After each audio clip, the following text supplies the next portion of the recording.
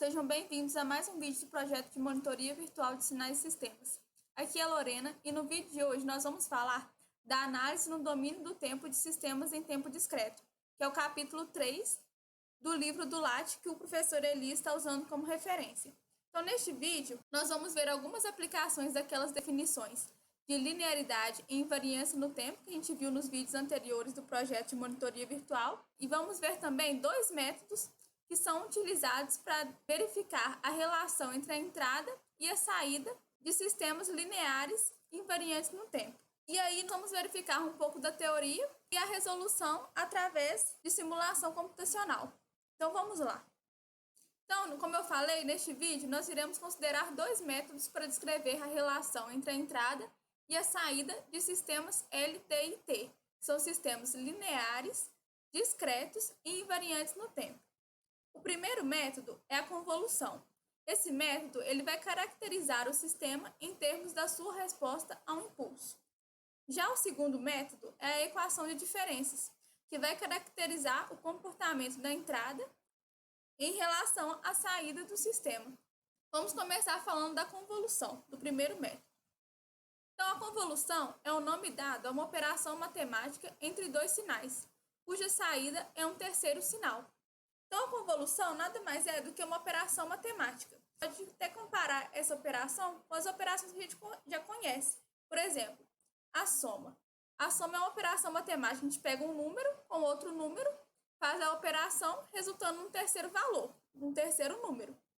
A convolução é a mesma coisa, é uma operação também. Só que a gente vai pegar dois sinais, fazer a operação entre eles para resultar num terceiro sinal.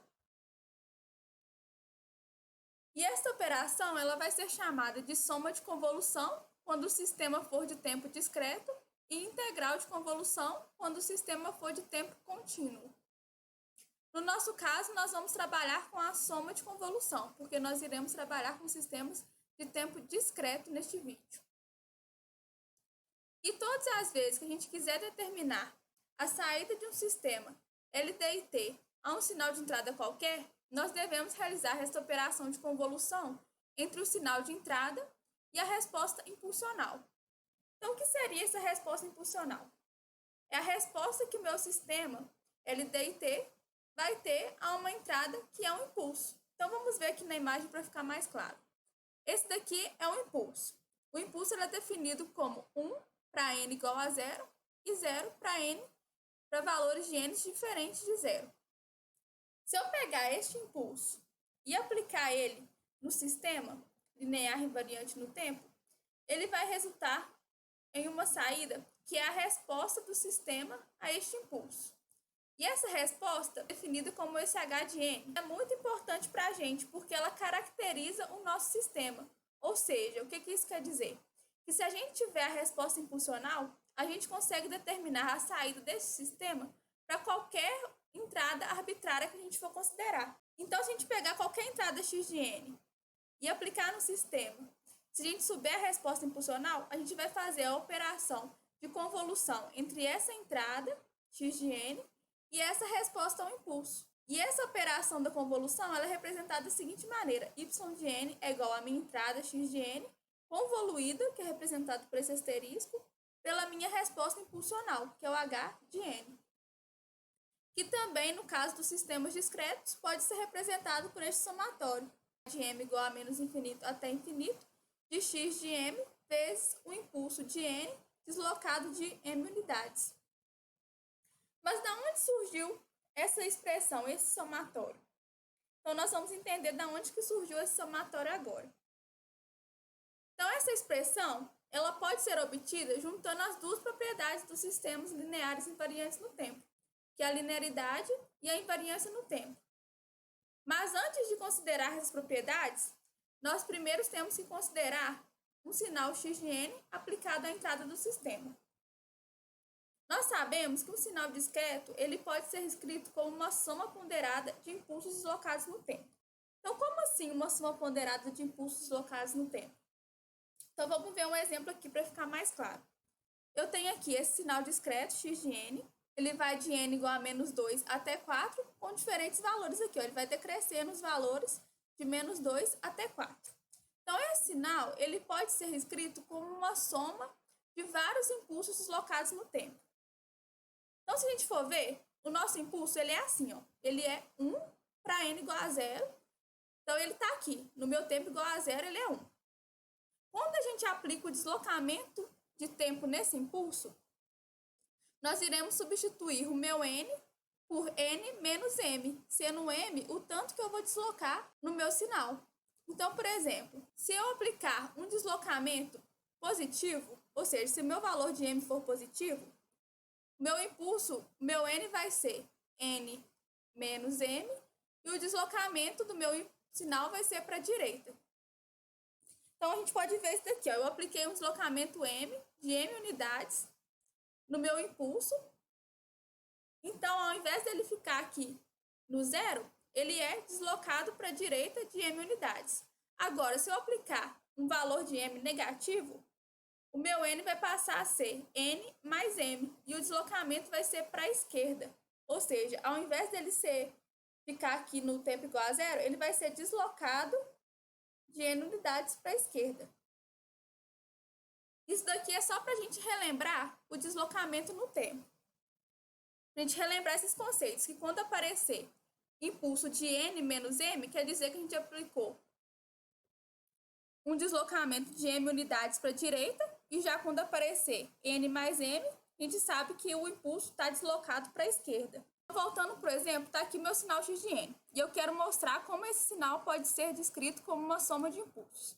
Então, eu vou pegar cada valor de n desse meu sinal e multiplicar pelo impulso deslocado. Então, esse termo aqui, ele pode ser escrito como x de menos 2 vezes o impulso de n deslocado 2 unidades para a esquerda. Então, vai ser o meu x de menos 2 vezes impulso de n mais 2. Mas, agora eu vou pegar o outro termo da minha função, do meu sinal de entrada, pelo impulso de n deslocado uma unidade para a esquerda. Então, vai ser de n mais 1. Mas, agora eu vou passar x de 0 vezes o impulso de n. Então, ele fica aqui na origem. Mais o meu x de 1 vezes o meu impulso agora do n deslocado para a direita. Então, ele é representado por n menos 1. E por aí vai. Então, essa minha função de entrada, meu sinal de entrada, ele pode ser escrito como uma soma do meu sinal pelos impulsos. Então, aqui, ó, x de menos 2 vezes impulso de n mais 2.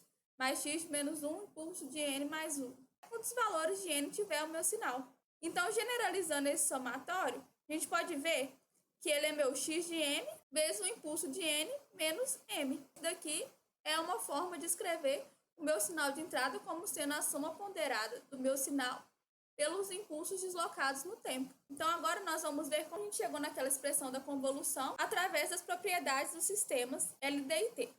Então, pela propriedade da invariância do tempo, quem não viu o vídeo ainda, gente, vai lá na playlist de sinais e sistemas e procura o vídeo sobre invariância no tempo. Naquele vídeo, vocês vão ver que na propriedade da invariância no tempo, se eu aplicar um deslocamento no meu sinal de entrada, também tem que resultar em um deslocamento no meu sinal de saída.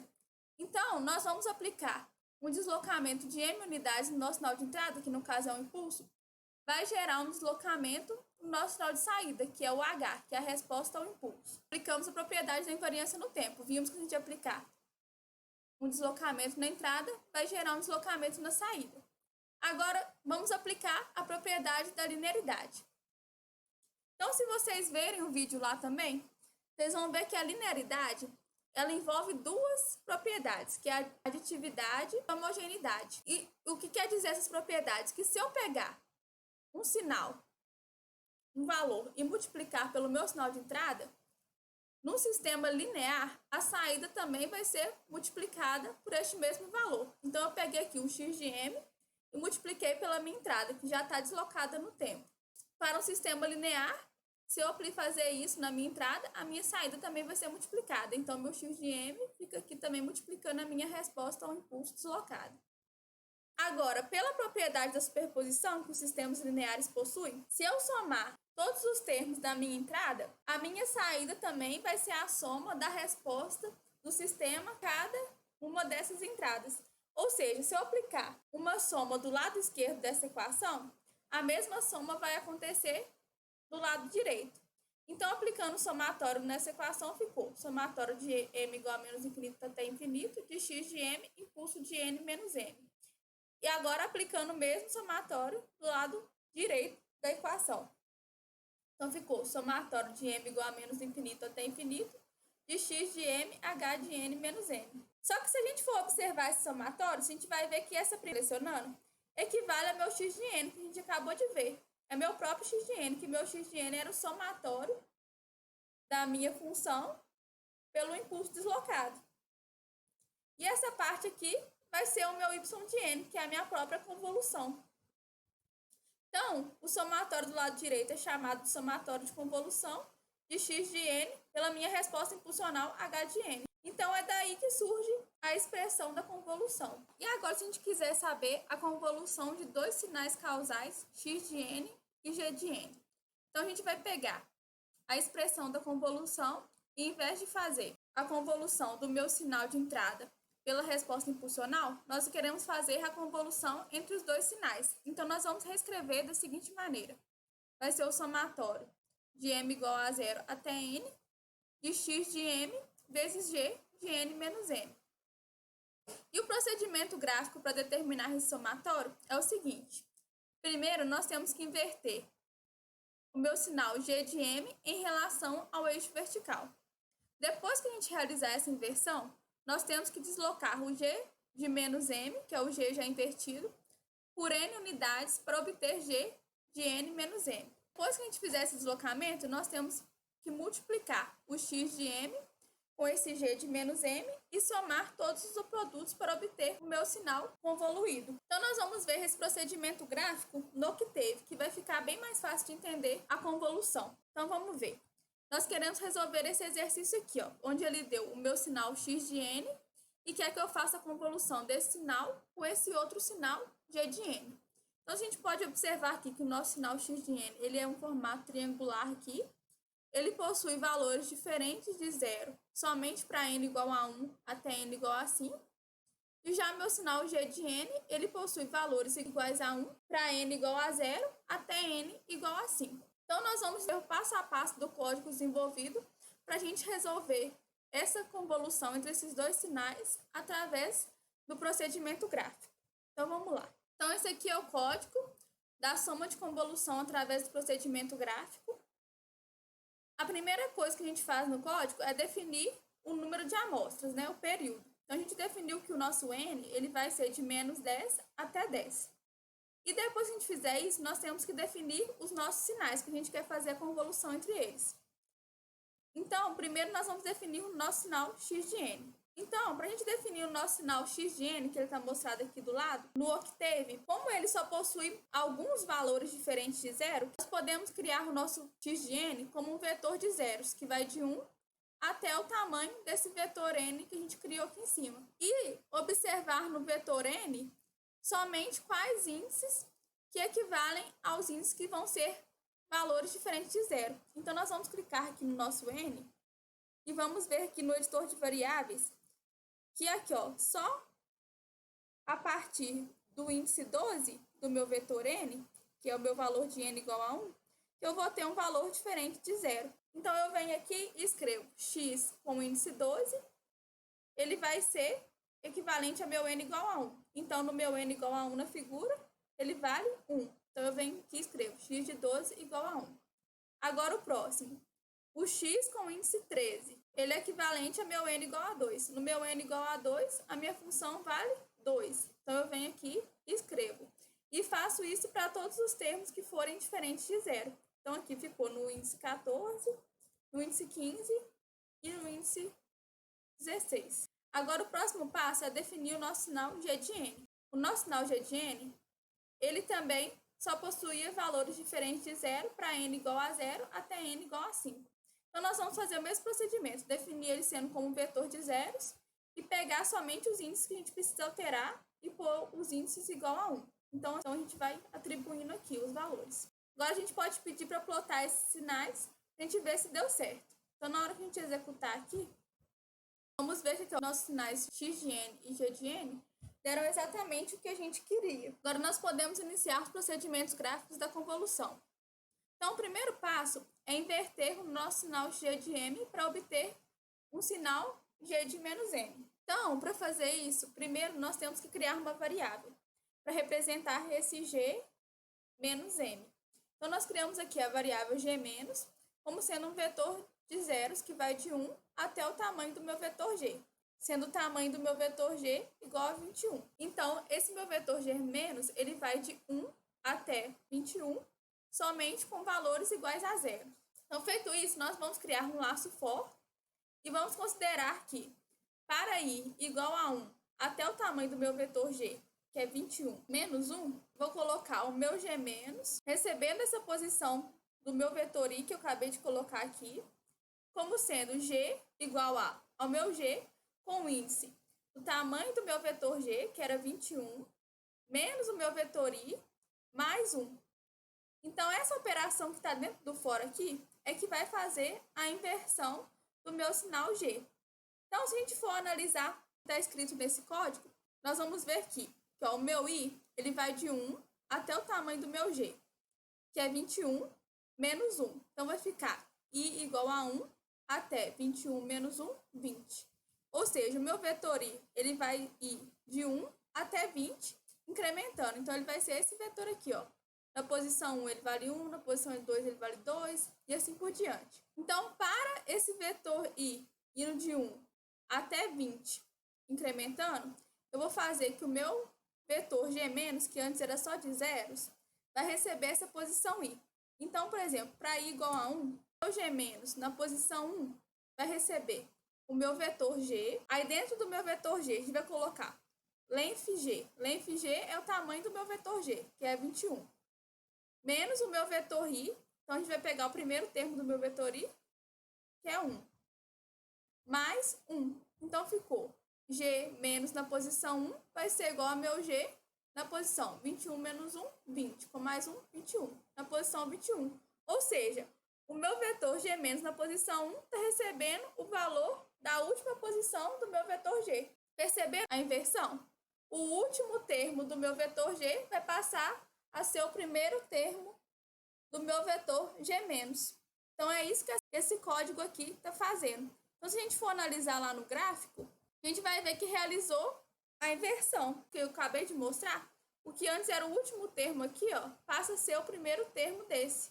E por aí vai, ó. Então, o que antes estava no 5, no meu g, vai passar para o meu menos 5, o meu vetor g-. Agora, o próximo passo do meu procedimento gráfico é deslocar esse h de menos n por n unidades, para depois a gente multiplicar pelo nosso sinal x de m e somar todos os produtos para cada deslocamento. Então, como que a gente vai fazer isso? Primeiro, nós vamos criar um vetor de y vazio e vamos criar um for. E vamos definir o número de deslocamentos que a gente quer. Então, o número de deslocamentos nosso vai ser o mesmo tanto do meu vetor n que a gente definiu lá em cima. Agora, nós vamos utilizar uma função chamada desloc. Para quem assistiu os outros vídeos do projeto de monitoria virtual, vai ver que eu já expliquei essa função. Então, essa função, resumidamente, vai me retornar o sinal deslocado e ela tem que receber como parâmetros o sinal e o número de deslocamentos. Então, se o número de deslocamentos for positivo, ela vai retornar o sinal deslocado para a esquerda. Já se o número de deslocamentos for negativo, ela vai retornar o sinal deslocado para a direita. Então, nós vamos invocar essa função.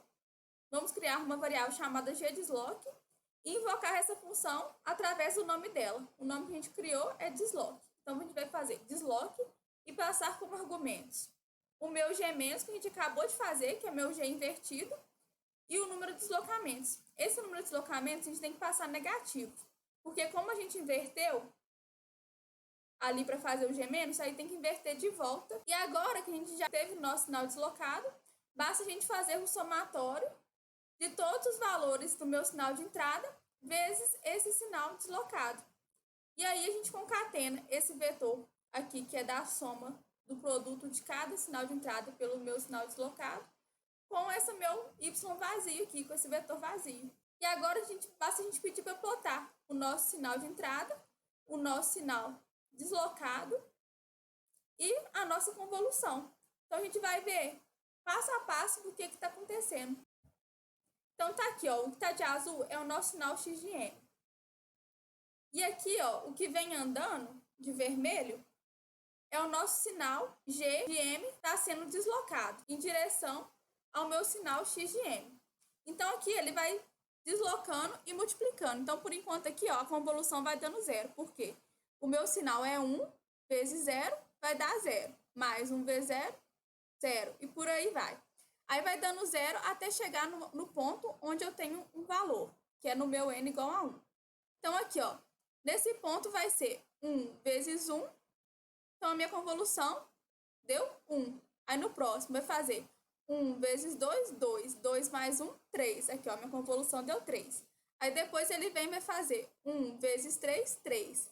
Com 2, 5. Com 1, 6. Aqui, ó, aí o resultado da minha convolução deu 6. Aí, ele vem e multiplica por esse. Aí, vai ficar 1 vezes 2, 2. Aí, soma com os outros produtos que já teve. Então, vai ficar 2 com 3, 5.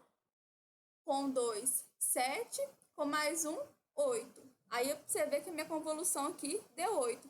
E assim sucessivamente. Então, é só a convolução, ela vai fazer o seguinte, ela vai multiplicar um sinal pelo outro, cada termo, e depois ir somando com os termos passados. Esse procedimento gráfico é mais para a gente entender mesmo como que funciona a convolução, porque aí a gente vai ver, ó, a função deslocando e fazendo as multiplicações e somando. Então, aí esse sinal aqui vai ser o resultado de eu fazer a convolução daqueles dois sinais. Então, agora que a gente já entendeu passo a passo da soma de convolução, através desse procedimento gráfico, vamos ver um outro código desenvolvido pelo professor Elias, que é mais resumido e dá a resposta do sistema a partir da definição da soma de convolução. Então, neste código, a primeira coisa que a gente vai fazer é definir o número de amostras. Então, nós definimos o número de amostras igual a 10 e o período, que vai de menos n até mais n. Agora, nós temos que lembrar que a definição de convolução era eu pegar o meu sinal x de n e realizar a operação com minha resposta ao impulso, que era o h de n. E essa operação ela era dada pelo somatório de m de menos infinito a mais infinito de x de m vezes o h de n menos m. Então, no código, nós temos que definir agora a nossa entrada e a nossa resposta ao impulso. Vamos começar pela entrada, pelo sinal de entrada. Então, para esse código, nós vamos utilizar como exemplo o degrau unitário, definido da seguinte maneira. Ele vale 1 para n maior ou igual a 0 e 0 para n menor que 0. Então, para a gente definir ele aqui no octave, nós vamos criar um vetor x e concatenar um vetor de zeros que vai de 1 até n com um vetor de 1s que vai de 1 até n mais 1. Agora, o próximo passo é definir a resposta ao impulso, porque nós vamos precisar dela para a convolução. Então, nesse código, nós vamos considerar que a nossa resposta ao impulso é a função gama elevado a n vezes a função degrau, sendo o meu gama 0,8. Então, meu h de m vai ser 0,8 elevado a n vezes o degrau. Essa multiplicação do degrau é só para fazer a minha função, que é uma exponencial discreta, iniciar no tempo n igual a 0. Então, nós já definimos que o nosso h de m é esse 0,8 elevado a n vezes o degrau. Agora, nós temos que definir o h de n menos m. Então, como que nós vamos fazer isso? Primeira coisa, a gente tem que definir o período. Nosso período, nós vamos ter que considerar que é de menos 2 vezes n até 2n. Porque na soma de convolução, nós temos tanto a minha variável n quanto a minha variável m. Ambas indo de menos n maiúsculo até n maiúsculo.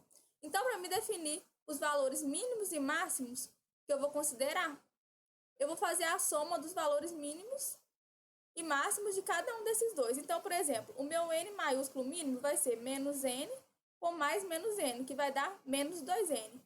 E o meu n máximo vai ser n mais n, que vai dar 2n. Então, quando a gente quiser encontrar a resposta do sinal de menos n maiúsculo até n, nós vamos ter que considerar esse menos 2n até 2n, por causa dessa soma entre os dois períodos das minhas variáveis n minúsculo e m minúsculo.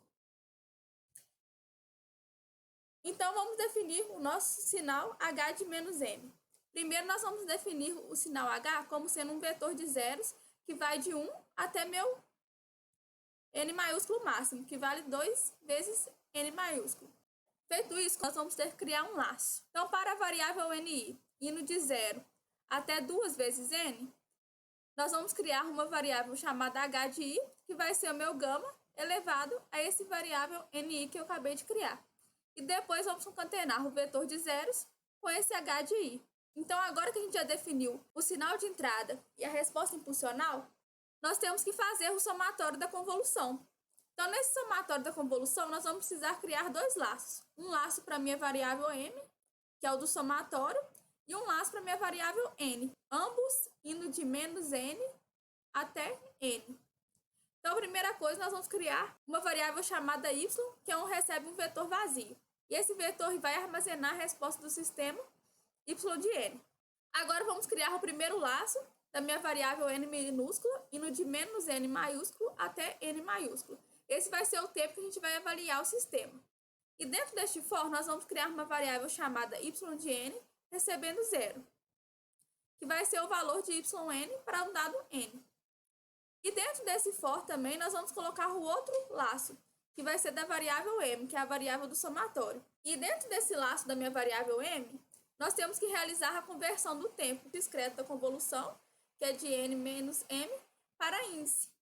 Então, nós vamos criar um índice para a variável da resposta impulsional e um índice para meu sinal de entrada. E através desse índice que a gente vai conseguir acessar cada termo de cada vetor. Então, meu índice do resposta impulsional vai ser n menos m mais duas vezes o n maiúsculo mais 1. E do meu sinal de entrada vai ser m mais n maiúsculo mais 1. E, por fim, vamos realizar a multiplicação do meu sinal de entrada, acessando cada índice dele, vezes a minha resposta impulsional para cada índice, e vamos incrementar para dar o somatório. E, por fim, a gente vai concatenar aquele vetor vazio que a gente definiu no início com esse vetor yn, que é o vetor que vai ter um somatório. Agora é só a gente pedir para ver os resultados. Então, se a gente executar aqui, nós vamos ter como resultado o nosso sinal de entrada, que é a função degrau, a nossa resposta ao impulso, que é a função exponencial de 0,8 elevado a n vezes o degrau. Então, a gente pode ver que ela está começando aqui no tempo zero e decrescendo exponencialmente.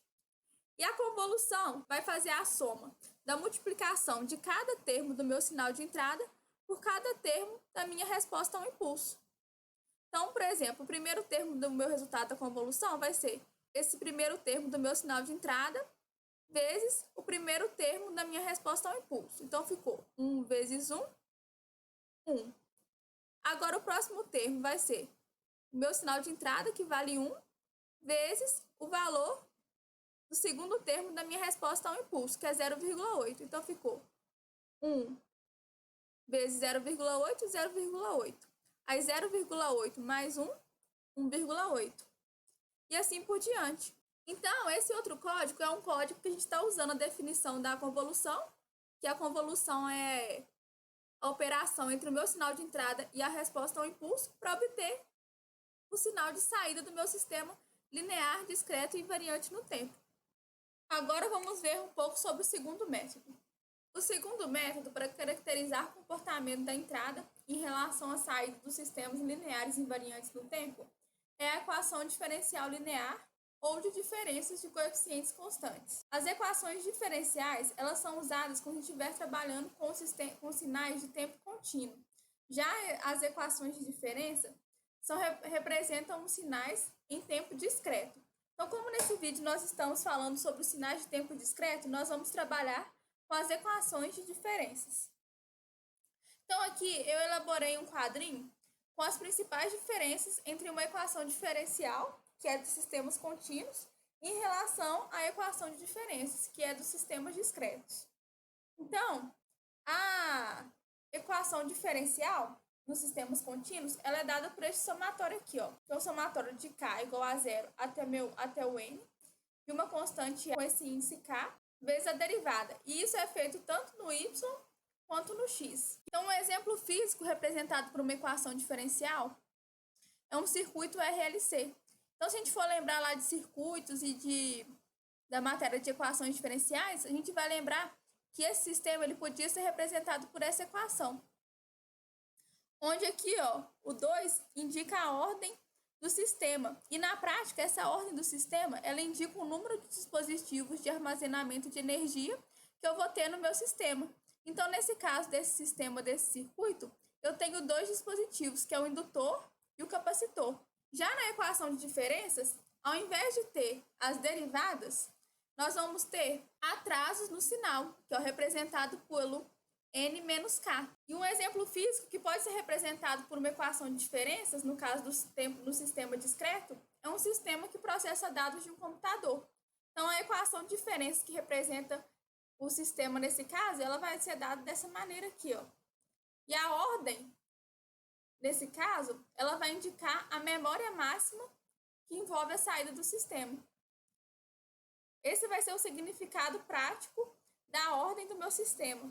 E a ordem do meu sistema, no caso dos sistemas discretos, vai ser o valor máximo que eu de atraso. Então, no caso aqui, é 2. A ordem também é 2. E aqui eu separei o exercício 3.5/4 do livro do Latte, que pede para resolver essa equação de diferença para os 3 primeiros termos. Então, para a gente resolver uma equação de diferenças como essa, a gente tem que saber o valor do meu sinal de entrada e também as condições iniciais. Então, nesse caso, foi dado que a minha entrada é 3 elevado a n vezes a função degrau, e as condições iniciais são que, para n igual a menos 1, o meu y é igual a 3, e para n igual a menos 2, o meu y é igual a 2. Então, tem duas maneiras de resolver isso, que é a maneira iterativa e a maneira através da solução fechada. Nesse vídeo, eu vou falar sobre a resolução através da forma interativa. Então, temos aqui, eu reescrevi a nossa equação de diferenças e coloquei aqui também o nosso sinal de entrada e as condições iniciais. A primeira coisa que nós temos que fazer é isolar um dos valores do y. Então, nesse caso aqui, eu vou isolar o primeiro termo, que é o y de n mais 2. Então, eu vou passar tudo que tiver aqui do lado esquerdo da equação de diferenças para o lado direito negativo. Então, ficou y de n mais 2 é igual a menos 3y de n mais 1, menos 2y de n. E o resto eu somei com o que já estava do outro lado da equação. Então, agora a gente tem que escolher um valor de n que, somado a esse 2, vai me dar o meu y de 0, porque ele pediu para resolver para os 3 primeiros termos, né? Então, o primeiro termo é o y de 0. Então, eu tenho que escolher o valor de n como sendo menos 2. Então, eu escolho o valor de n como sendo menos 2 e substituo em tudo que tiver o n aqui, o menos 2. Então, ficou y de 0 é igual a menos 3y de menos 1, menos 2y de menos 2, mais x de 0, mais 3x de menos 1, mais 3x de menos 2. O y de menos 1 ele já me deu, então basta substituir o valor. Então, ficou menos 3 vezes 3, menos 9. O y de menos 2 ele também já me deu o valor, que é 2. Então, ficou menos 2 vezes 2, 4. O x de 0, a gente basta substituir o n igual a 0, a equação do x de n. Então, vai ficar 3 elevado a 0, u de 0. 3 elevado a 0 dá 1, vezes u de 0 é 1, então vai dar 1. E agora, 3 vezes x de menos 1, substitui o menos 1 na minha entrada. Então, vai ficar 3 elevado a menos 1 vezes u de menos 1. U de menos 1 é igual a 0. Então, 3 elevado a menos 1 vezes 0 vai dar 0. E aqui também, 3 vezes x de menos 2, substitui o menos 2 na minha entrada. Também vai dar 0. Então, agora é só somar. Mesma coisa a gente vai fazer para os outros valores de n. Agora, a gente tem que escolher um valor de n que vai dar 1. Então, nós vamos escolher o n como sendo menos 1. E aí, vamos substituir os valores, igual eu fiz para n igual a menos 2. Aí, eu obtive o y de 1. Para n igual a 0 também, obtive o y de 2. Então, é isso, gente. Espero que tenha ficado claro o funcionamento dos métodos para determinar a relação entre a entrada e a saída dos sistemas lineares invariantes no tempo. Espero que vocês tenham gostado do vídeo e até o próximo.